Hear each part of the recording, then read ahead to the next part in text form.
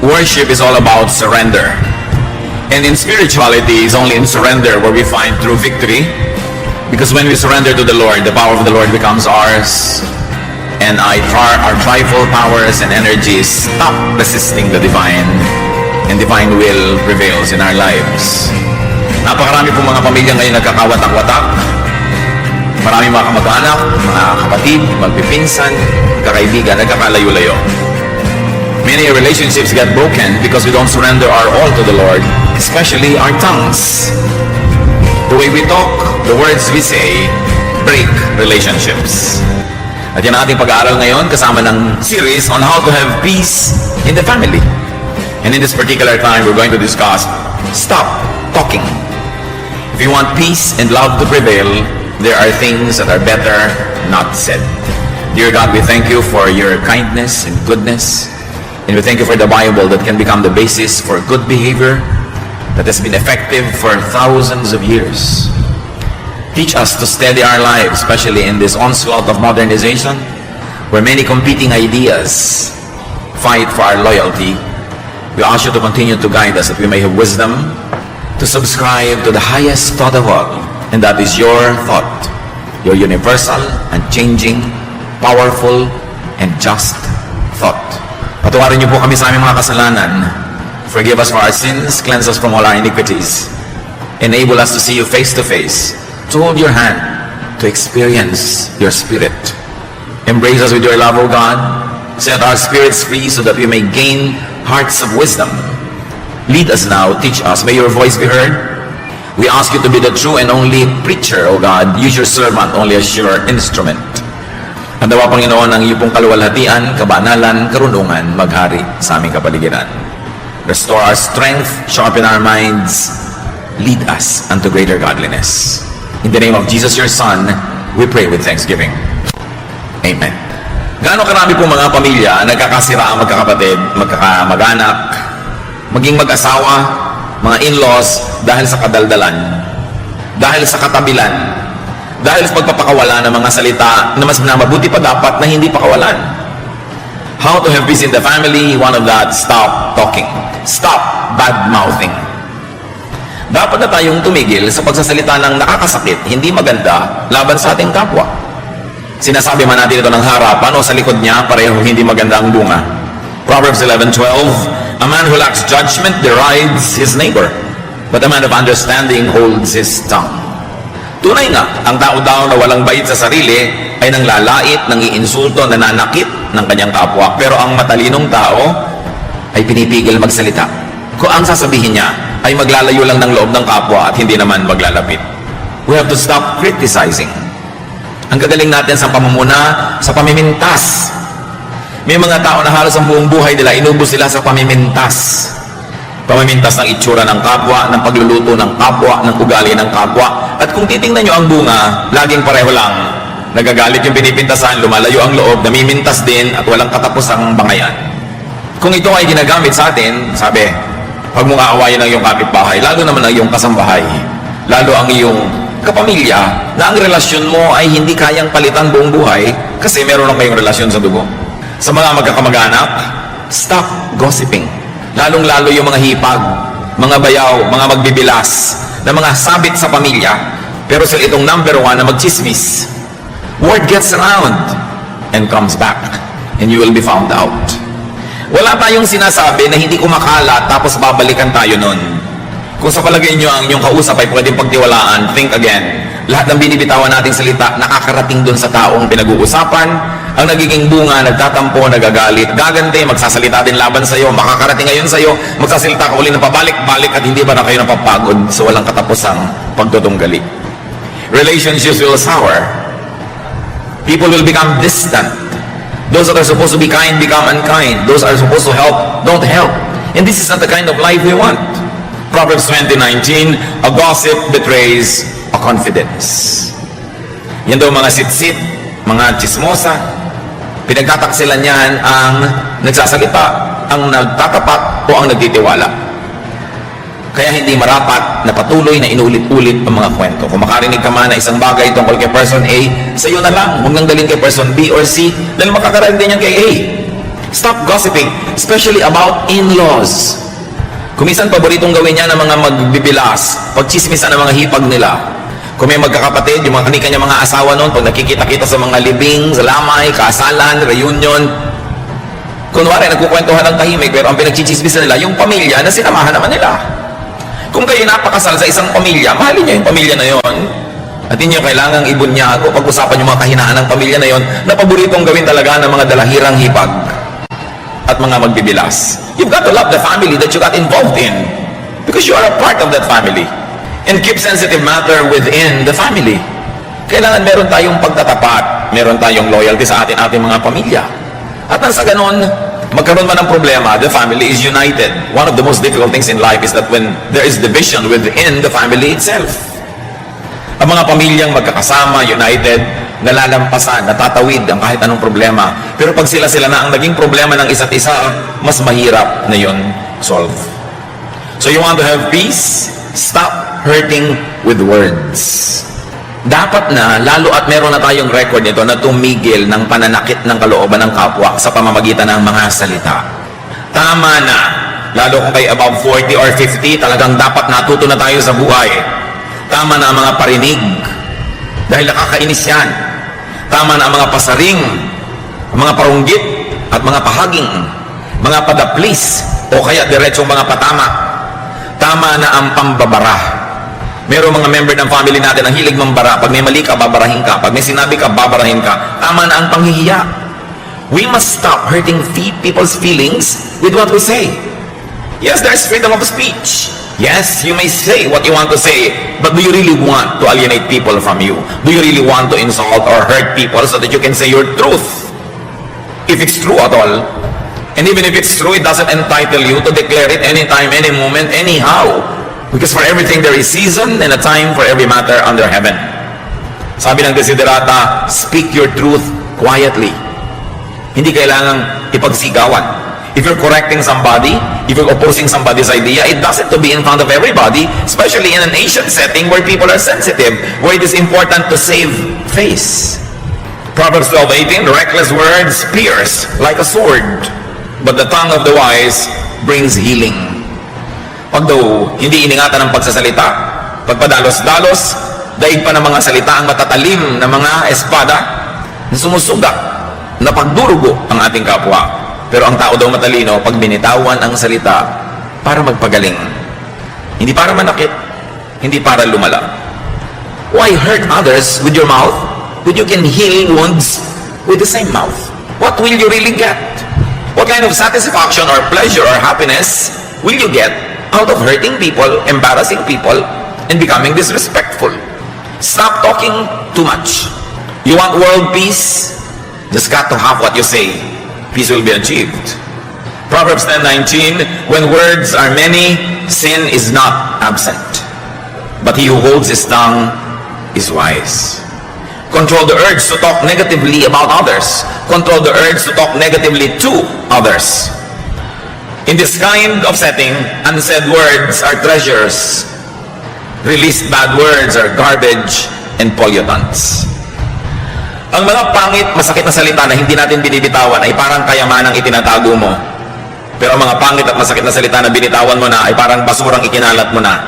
At kahit anong sorry, kahit anong gawin mo later on, nakakalat na, hindi mo na mababawi. Isang senyales ng kamangmangan ng foolishness, yung pagsasalita ng hindi iniingatan. Yung ibinagyayabang mo, ako, pag inisip ko, sinasabi ko. Yung pagka naisip ko, talagang ibubulalas ko. Bakit? Ganun ang iniisip ko sa kanya. Sasabihin ko, I'm sure marami kang kaaway. I'm sure ko konti magmamahal sa'yo. Hindi ipinagmamalaki yun. Dapat pigilin yung ganong kate ng dila. And next, to stop talking too much is to stop nagging. May mga taong nakakasakal kasama, nag ng nag, takatak ng takatak ang bibig. Walang tigil. Do you know that nagging is trespassing? Because the sound of your voice enters the private ears of people around you. Paglampas yan sa iyong mga boundaries. And stop nagging, especially if you are being ignored, unheeded, exactly because you nag. Alam niyo po ba na maraming bungangera talagang hindi pinapakinggan kaya lalong nagbubunganga? Ang hindi nila naaalala, kaya nga sila hindi pinapakinggan dahil naiinis sa pagbubunganga nila. na yung hindi pagsunod sa kanila at hindi pagbibigay sa kanila isang uri ng rebellion o paglaban. Kung pagbubunga nga ang ginagawa natin, siguro meron tayong gustong ma-achieve. Meron tayong gustong magawa, makamit. Pero pagka hindi nagwo-work, if your nagging doesn't bring the product that you want, then you've got to change your approach. Kung yung asawa nyo hindi nagbabago ka na dapat baguhin nyo ang inyong style. Kung hindi nagbabago ang inyong anak, ang inyong sino man sa kananag, change your style. Now, people who are being nagged, why don't you help this person to stop nagging by giving her or him what he wants? Many people nag because they don't get what they want. Maybe sometimes they are right. And it is also to your credit if you make them stop talking by listening to them if they are right. Pero dapat tumigil tayo ng sobrang pagmamalabis ng bunganga. Kung talagang meron tayong gusto sabihin sa ating kapwa, isang tahimik, payapa, matalinong usapan, walang emosyon, walang sigawan, walang paronggit, sabihin nyo ang inyong niloloob. At nang masabi din naman ng tao ang kanyang iniisip, at tapos ang tama na, huwag nyo na uling-ulit-ulitin na inag. Makakainisan lang kayo. Maraming mga tao tumanda na lang, hindi pa natututo, lahat ng naiisip sinasabi, pero tinan nyo, may talab ba? Nakukuha ko ba talaga yung gusto ko? Kabubunga nga. At kung nakuha nyo man, baka napilitan lang yung nagbigay, pinagbigyan lang kayo, huwag yung asahang laging mangyayari uli yun dahil nagbunga nga kayo. Iba yung ibinibigay ng kusa, at iba naman yung pinipiga mo dahil ang kulit mo. Masarap yung may okasyon, hindi ka naman humihingi ng regalo, niregaluhan nga kusa, kesa sita ka ng sita, bakit ako di man niregaluhan? Eh hindi ka na nga niregaluhan, dapat makahalata ka. Dahil kung gusto ka na magregaluhan, mahirap ba magkusa? So kung paulit-ulit ka, lalo lang maiinis yung tinatanong mo, bakit tungkulin ba niya, niregaluhan ka? Nasa batas ba yun na dapat niyang gawin? Minsan marami tayong demands. Bakit ako hindi mo dinadalaw? Bakit ako hindi mo giningitian? Bakit pagka ako kasama mo, tahimik ka lang? Ang tanongin natin sa sarili natin, ba't masaya siya pagkasama niyo yung iba, tapos pagkasama kayo, wala siyang gana? Ba't siya mabait sa iba, sa inyo hindi? Kasi kung mabait na siya sa iba, ibig sabihin, marunong naman siya maging mabait. So kung hindi siya mabait sa inyo, sinasadya niya. Kasi marunong naman pala siya maging mabait sa iba. So deserve before you desire. Baka manahimik kayo, mas maging effective pa. Kasi alam nyo, mayroong konting tao na tinatabla ng bunganga, konti lang yon. Mas marami, naiinis sila doon at lalo ka lang sasadistahin. Lalo ka lang bibiguin, hindi ka bibigyan ng tagumpay. Many people are offended by too much talk, so that they will frustrate you. They will never give you what you want because they rebel against your mouth. So be wise, don't just talk, but achieve results. And most of the time, gentleness, quietness, kindness will go far, very far, much farther than a speech. Isa pa pong dapat natin matutunan, lalo tayong mga Pilipino, stop asking too much. Stop asking too many questions. Yes, parents and family members are stakeholders in people's lives, and up to a point, they are entitled to ask questions. But some pieces of information are better off volunteered rather than coerced from people. May mga bagay-bagay, mga ideya at impormasyon na mas masarap, mas matamis kung kusang ipinaalam. Kesa piniga nyo ng piniga yung tao para lang malaman nyo yung gusto nyong malaman. Maraming kanya mga nanay. Anong binili mo? O ano po? Ano nga? Ganito po. Magkano? Ba't ka bumili nun? Etc. etc. You know, up to a point that might be done, especially kung ang kausap nyo bata, formative years. Pero pag may edad na, matuto tayong maggalang kahit sa sarili natin mga anak. We should give them privacy. Hindi tayo tanong ng tanong, saan ka galing? Yung mga iba, kung tinatanong lang tayo para mailayo tayo sa panganib, mabuti, okay lang. Pero iba talaga maurinat lang. Malaman lang nila. At itong nakakainis sa mga kamag-anak, may dalawa nag-uusap sa isang sulok. Lalapit yung pangatlo, ano pinag-uusapan nyo? Hindi mo pa nakahalata na lumalayo na nga sa'yo, tapos magtatanong ka pa. Pagka meron kang niyaya doon sa malayo, kinausap mo, paglayo mo, tatanungin niya, anong sabi sa'yo? Mga kapatid, tandaan nyo to, pag hindi sinabi sa inyo ng kusa, huwag nyong itanong. Galang lang yon. Sakit yan ng mga mangmang, yung nagtatanong nang hindi naman ibinibigay sa kanila yung sagot. At kung nakakahalata kayo, ayaw kayo sagutin, tumigil kayo ng katatanong. Wala kayong karapatan na pasukin ng kaloob-looban ng utak ng inyong kapwa. Kahit pa nga inyong asawa, kahit pa inyong anak, kahit pa inyong magulang, lalong-lalo kung di nyo naman talaga ano-ano. Dahil kung gustong sabihin sa inyo ng tao ang isang bagay, hindi mahirap na kusain niya na sabihin. So maaaring hindi sinasabi dahil talagang sadya niya na ayaw ipaalam sa inyo. At mga kapatid, kung may araw ipaalam sa inyo, huwag nyo nang alamin. May dalawa kayong pinsan na namasyal, hindi kayo kasama. Bakit nyo pa aalamin? Para sumama loob nyo? Tapos para magtanong kayo, ba't hindi nyo ako isinama? Exactly, kaya ka namin hindi sinasama kasi nagtatanong ka ako, ba't hindi ka kasama? It doesn't work. Stop disrespecting people's privacy. Kahit ka nanay, kahit ka tatay, may hangganan. May paggalang ka dapat sa iyong kapwa. Huwag mag-urirat. At huwag laging sumabat sa usapan ng may usapan. Pagka mayroong taong nagte-text, huwag niyong silipin kung ano ang itine-text. At sa bahay niyo, kung may telepono, may tatawag, kinakausap yung isang tao, sikapin niyong lumayo para hindi niyo marinig. Hindi yung lalo pa kayong lumalapit, kunwari doon kayo naglalagay ng mga bulaklak, nagtatanggal ng mga alikabok, para talaga marinig nyo. Ugali talaga yan ng mga mangmang. Kung meron tayong paggalang sa sarili at sa ating kapwa, pag may nag-uusap at naririnig mo at hindi ka kasama sa usapan, gumagawa ka ng paraang lumayo para di mo marinig. Respeto ang tawag doon. Importante. Pag may nakita ka nakikipag-usap, lumayo na, paglapit sa'yo mo, bakit? Sinong kausap mo? Hintayin namang ikwento sa'yo kasi pag hindi ikinwento, hindi yung para sa'yo. Proverbs 20:19, avoid a man who talks too much. And if you're going to avoid somebody who talks too much, all the more that you avoid somebody who asks too much. Maraming mga tanong na hindi dapat itinatanong. May ipinapagawang bahay yung isang tao, mapapadaan kayo, tatanong agad, magkano na nagagastos mo? Anong pakialam mo? Magtanong ka lang kung magdo-donate ka. Pag sinabing kapusa-kapusa nga kami, nalaman mo, may padanagutan ka na tuloy ngayon. O teka, ito yung savings ko, bibigay ko sa'yo. Doon ka pala magtanong. Pero kung hindi ka magbibigay, huwag ka magtanong. Ang dami-dami natin itinatanong sa kapwa, magkano sweldo ng asawa mo sa Saudi? Anong pakialam mo doon? Ang dami nating mga kamangmangan na dapat tayong magising. Mga nakakainis na ugali ng ating lahi. Sobrang manghimasok sa buhay ng may buhay. Para may sarili na yung mga tao, private transaction nila yon, hayaan natin sila. Di ba kayo masasarapan nung nananahimik kayo biglang may lalapit? Alam mo, kanina nakausap ko si ganon, ganito na pag-usapan namin. Bino-volunteer. Ibig sabihin, gusto nila talaga kayong isali. Gusto talaga kayong pagtapatan o kaya ay hingi ng inyong opinion. Kasi alam niyo mga kapatid, pag ang ugali natin masyadong maurirat, matanong, laging masalita, ang tendency lang ng kapwa, paglihiman tayo. Layuan. Iwasan. Gusto niyo ba yun? You want peace in the family? Stop talking back. Especially when you're in a foul mood.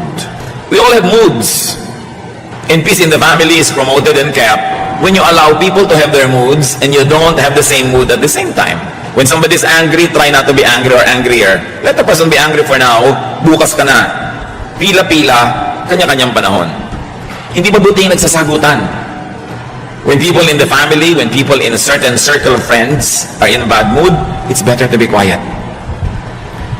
Pag galit tayo, pag masama ang ating loob, ang gusto natin ibulalas. Hindi mabuting approach.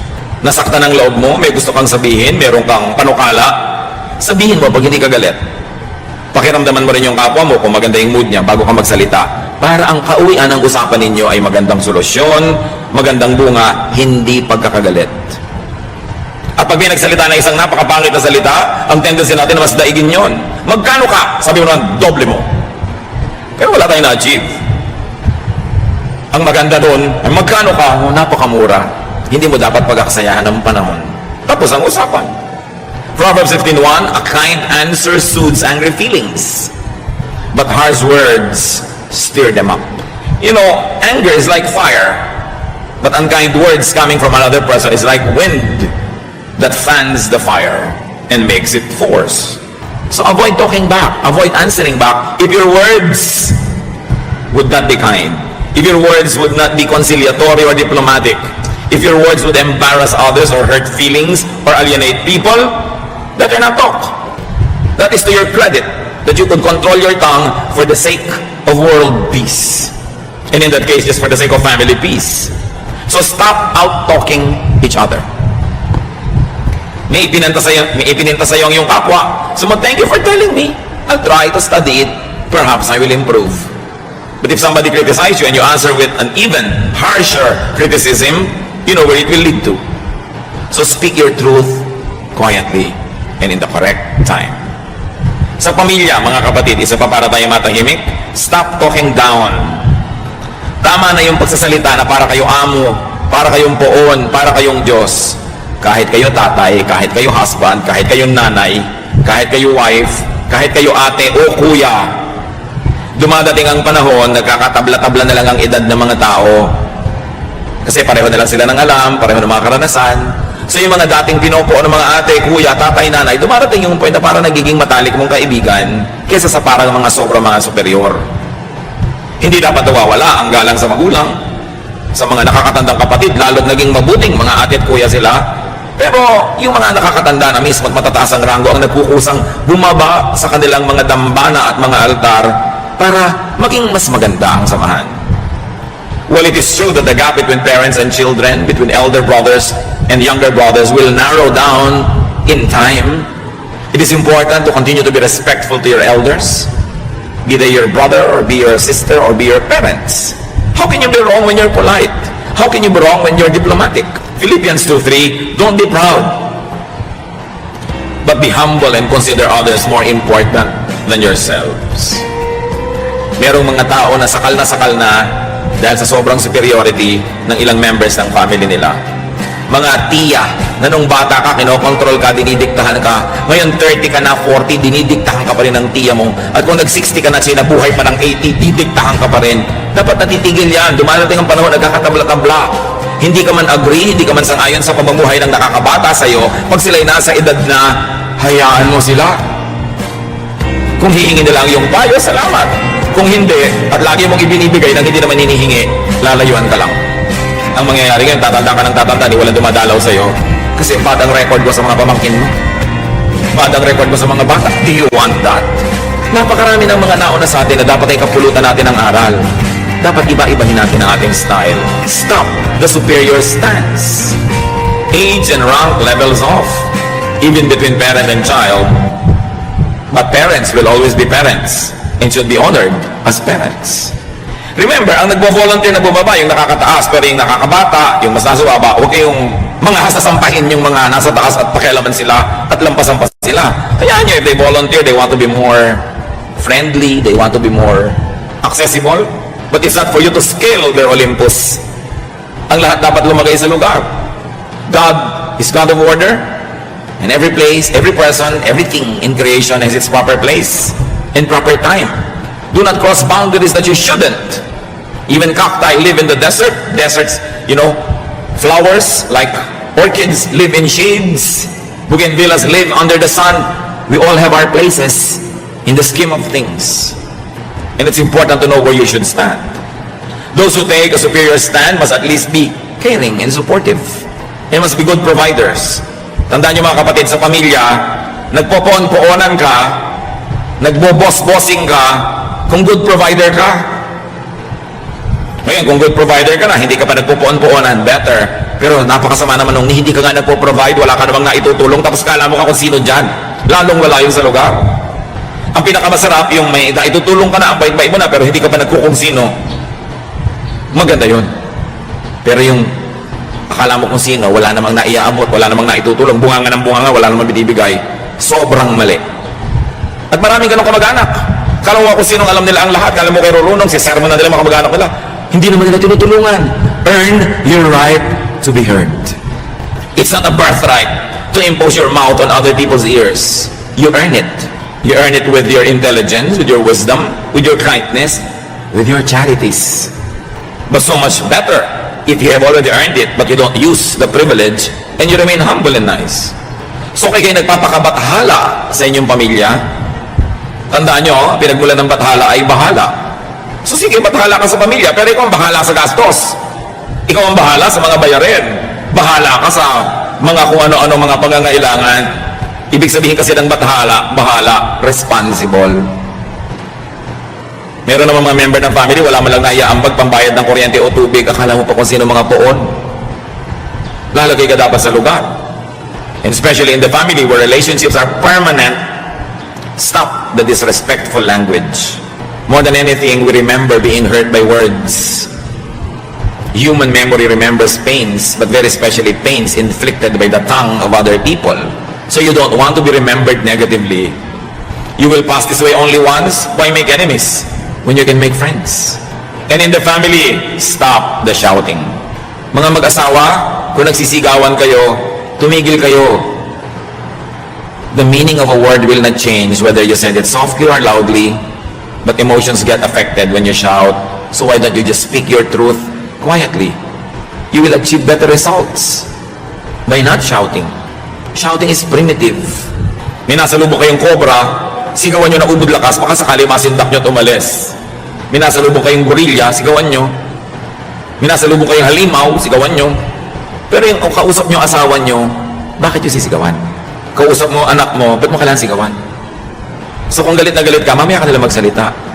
When you're too emotionally affected, delay opening your mouth so you don't have to emphasize your meaning and help it with theatrics, with volume, with shouting. Because the tendency of the hearer is not to pay attention to your content, but to be affected and offended by your method. So mahalaga huwag magsigawan. Mga mag-asawa, magkatabi ba kayo? Sabi nyo, sige, wala na tayong sigawan. Ha? Sinasabi nyo ba? Lalo yung pala sigaw? Pero yung mga mag-asawa, nagmamahalan kayo, may nagsisigawan kayo. Bakit? Di ba pag nagka-cancer ka, yung asawa mo na mag-aalaga sa'yo? Pagka yung atay mo, nasisira yung asawa mo magdo-donate o anak mo? Di ba pag naghihingalo ka, ang nakapaligid sa'yo, pamilya? Bakit mo sila sisigawan? Mali. Sinasabi nga ni Lord, love your enemy. Di lalo namang love your family. Enemy nga, pinapamahal eh. Family pa. Pag galit na talaga kayo, pumasok kayo sa kwarto, manalamin kayo sa kasigawan niyo yung sarili niyo. Mailabas niyo lang. Kasi hindi naman siguro kayo magdaramdam sa sarili niyo. Pero yung inilabas mo sa iba, pinagdaramdam nila yon. Huwag niyong sigawan, lalo mga bata. Natatakot, nasisira ang loob, nagtatampo. Hindi maganda ang bunga. Do not shout at your spouse. Do not shout at your children. And very especially, do not ever shout at your parents. Dapat, kung may sasabihin ka, sabihin mo ng banayad. Families, you want to have peace? Stop replaying old woes.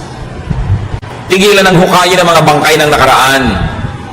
Yung mga dating sama ng loob, dati nakikita-kita nalang inuungkat. Mga bangkay na naaagnas na, hinuhukay pa sa libingan, pinaglalakad muli. Philippians 3:13, but one thing I do, forgetting what is behind and straining toward what is ahead. Sabi ni Paul, alam niyo kung meron akong ginagawa, nililimot ko na yung nakaraan. Tapos na eh. Bakit ko pagagalitin uli ang sarili ko? Bakit ko pagagalitin uli ang mga katabi ko at mga kausap? Ano ang uuwian ng sasabihin ko na pabalik-balikan kong galitin ang sarili ko? Malulugi lang ako, magagalit lang ang kapwa ko. We should be wise. Stop the blaming. Tama na ang tuusan, tama na ang sumbatan, lalo't na isumbat nyo na minsan. Pag naisumbat nyo na, bayad na. Pag isinumbat nyo uli, kayo na yung may utang. Tama na yan. Dapat tayong tablan ng salita ng Diyos. Hindi na didinig sa kanang tenga, lumalabas sa kaliwa. Igigiit pa rin natin ang katigasan ng ating mga ulo. Baliwala ang lahat. We should move forward and stop provoking family members for showing their ugly side. Proverbs 15:1, a kind answer soothes angry feelings, but harsh words stir them up. Pag daw mabait, banayad, mapagpakumbaba ang ating sagot, galit man yung tao, huhupa rin ang galit. Ang goal natin, magkasundo, hindi mag-away. So bakit ka magsasalita nung magpapagulo lalo at hindi magbibigay ng kapayapaan? So in the family, stop arousing people to anger, to envy, to jealousy. Kaya marami magkakapatid nag-aaway, sul-sul ng kanya mga asawa, lalo tungkol sa manahan. Sabi, bakit ang kuya mo, namanan niya yung bahay, ikaw, bulok na jeep? Asawa magsasabi nun. Asawa, hindi ka kasama sa pagpupundar ng mga kayamanan ng magulang ng asawa mo, huwag kang makialam sa hatian. Nagkakagulo ang magkakapatid dahil sa sul-sul, ungot-ungot at iyak-iyak ng mga asawa. Yung dating masasayang magkakapatid na paghihiwa-hiwalay tuloy. Kung hindi mo pundar, huwag kang maghangad.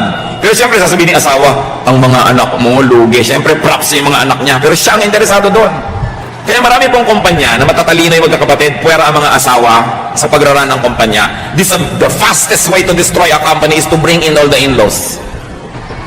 Kasi alam niyo ang magkakapatid, ano man ang mga kasalanan niya sa isa't isa, dahil magkakapatid, magkakapatawaran din niya. Magpapasensyahan din. Pero pag may sumaling mga sabit, yan ang nagtatanim, yan ang nagpapalika ng gulo. Kung magtatayo ng kayo ng kumpanya, magkakapatid, off-limits ang mga asawa para tahimik kayo. Pero sabi ng asawa mo, I'm business-minded, Daddy. I like to be involved. Sabi mo, magtayo ka dyan sa tabi natin ng make tusuk-tusuk the fish balls.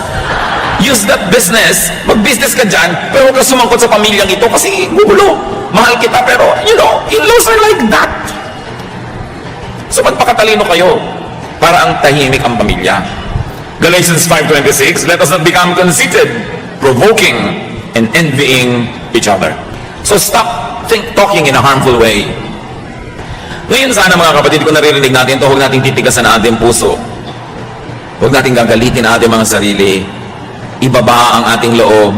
Tanggapin ang pagtutuwid ng mga salita ng Diyos. After all, these are all from the verses of the Bible. Huwag tanggihan. Buksan ang puso para mas marap ang buhay at mas maging kaiga-igaya tayo sa ating kapwa.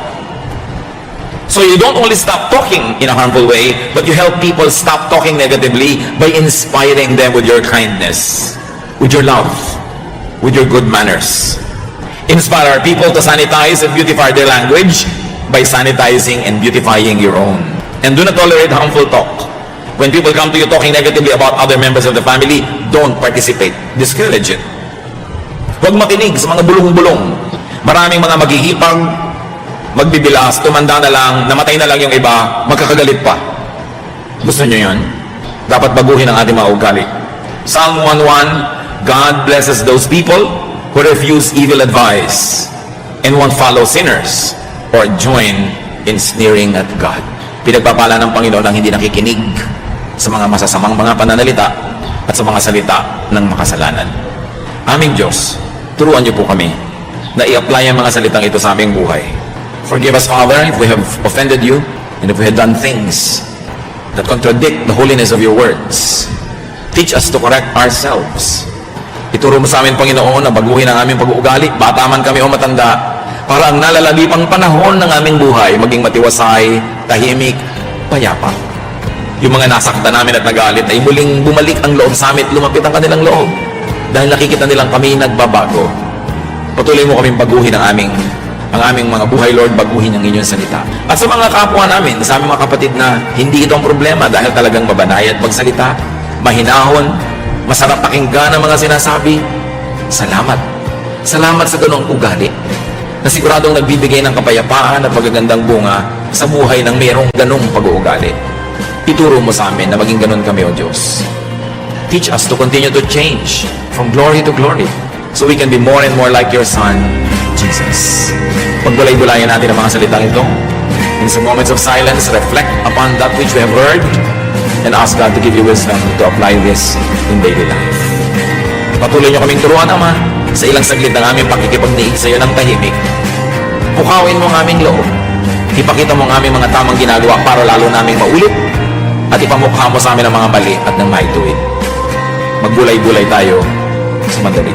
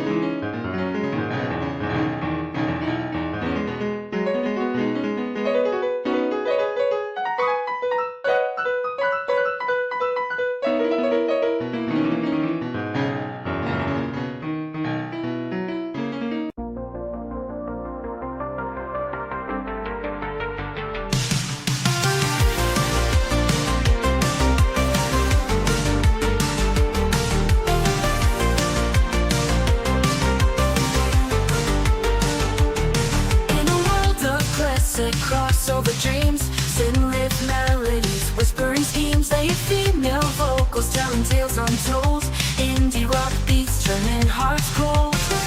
We ride the waves of the night, lost in an all-brought delight, haunting echoes of the past, experimental sounds that forever last.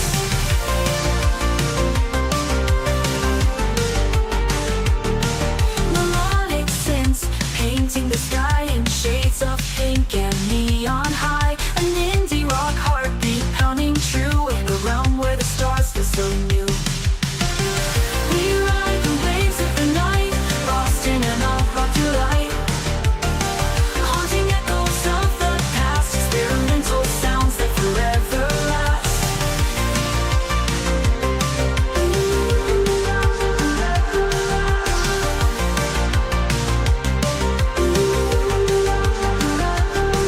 Melodic synths painting the sky in shades of pink and neon high, an indie rock heartbeat pounding true in a realm where the stars feel so new.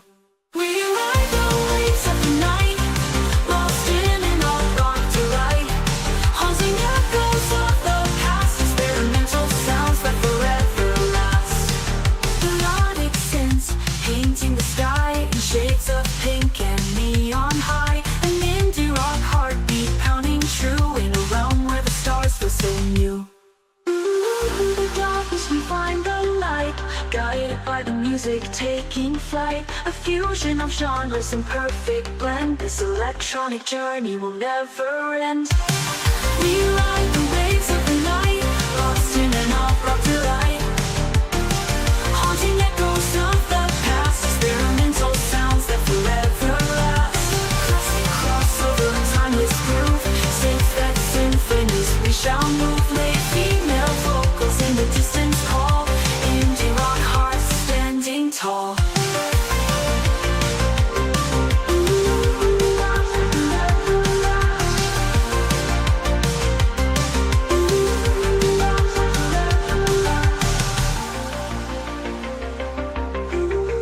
Darkness we find the light. In the darkness we find the light.